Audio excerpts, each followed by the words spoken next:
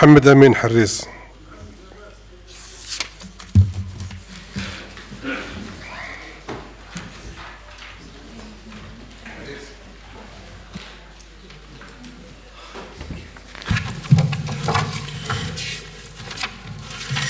بسم الله الرحمن الرحيم، والصلاة والسلام على أشرف المرسلين.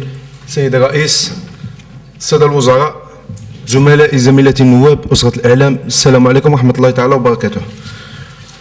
أبدأ مداخلتي هذه بولاية وهران ومدينة عين طور بالخصوص.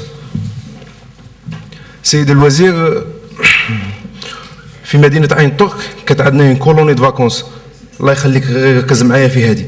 كانت عندنا كولوني دو فاكونس كريتها البلديه كريتها سونيتكس، بعد ريكوبيريتها لا بي سي درت انا اون بروبوزيسيون للوالي باش نديروها ان ليسي، باسكو مدينه عين طور مدينه سياحيه، لي زاسيات ما عندناش، لي زاسيات ما كانش فيها خلاص. عندنا دو ليسي والبلديه بحجم ولايه قريب 70,000 نسمه. نتفاجأ ابري ما بروبوزيسيون هادي، نتفاجأ انها داتها وزاره الداخليه، داتها لي زوف سوسيال تاع وزاره الداخليه باش نكونوا واضحين، ودارتها كولوني دو فاكونس وزاره الداخليه. دوك حنا ولادنا ما عندناش باش نقروهم، وزاره الداخليه تدي لي يوناسيات وين انا ما عنديش، ديرها لي كولوني دو فاكونس. هذه النقطه الاولى. النقطه الثانيه، مازلنا غير في مدينه عين طور، كانت عندنا يوناسيات فيها بلوس دو 3 هكتار في قلب عيون طور.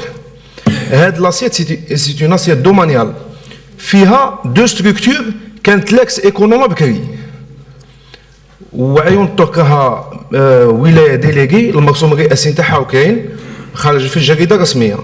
ماذا بينا حنا في عيون طور جمال المدينه يكون بالحدائق نتاعها والمساحات الخضراء. ماذا بينا تكون حديقه فيها ان بارك داتراكسيون وان سون دو لوازير للعائلات ولا للمصطافين ولا للسواح تاعنا كيجوا يشوفوا اون فيردور اللي ينجموا يتنزهوا فيها. هذه النقطة الثانية. ثالثا، كاين مشروع تاع لو سيرفيس ديزيرجونس تاع لوبيتال مجبر تامي توجور في عيون طور. السيد الوزير باش يكون في معلومك، مجبر تامي يلوبير بلوس دو 2000 باسيون بارون، عندهم مصلحة استعجالات بحجم مصلحة تاع اون بولي كلينيك فيها اطباء اكفاء، ونحييهم من هذا المنبر الله يبارك. جا الوزير اون فان 2008 بروبوزينا عليه مصلحه الاستعجالات، كاينه لاسيت واجده في لوبيتال الداخل، الى دوني سون اكور، بقى لو مونتاج فينونسي. الله يخليك تشوف لنا هذا الامر سيد الوزير. حنا نوليو القانون الماليه. والله سيد الوزير، في ظل هذه الازمه اللي راهي فيها البلاد وانا داخلين على، تنجم تقول في نفق ما على بالناش، دخلنا النفق ما على بالناش ورانا رايحين نخرجوا.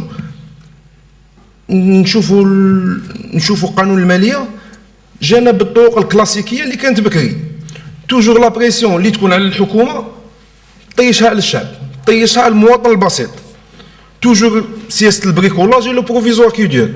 حنا خصنا حلول جذريه، ماناش عارفين وين رانا رايحين.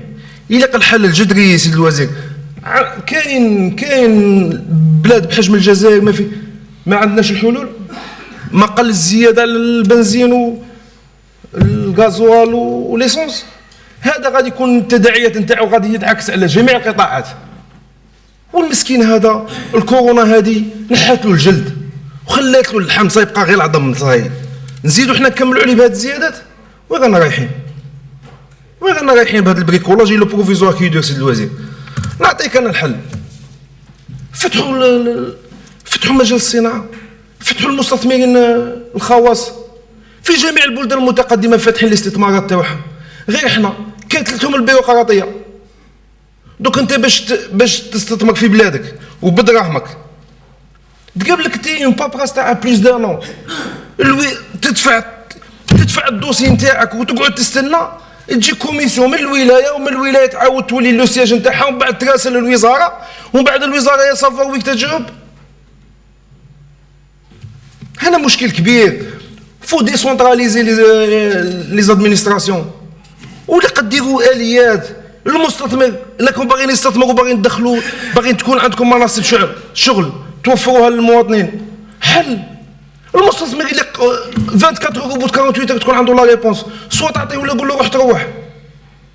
هادو هما باغيين تحاربوا الفساد، ما كانش مشكل. الفساد تحاربه من تهل لابا. شكرا سي امين.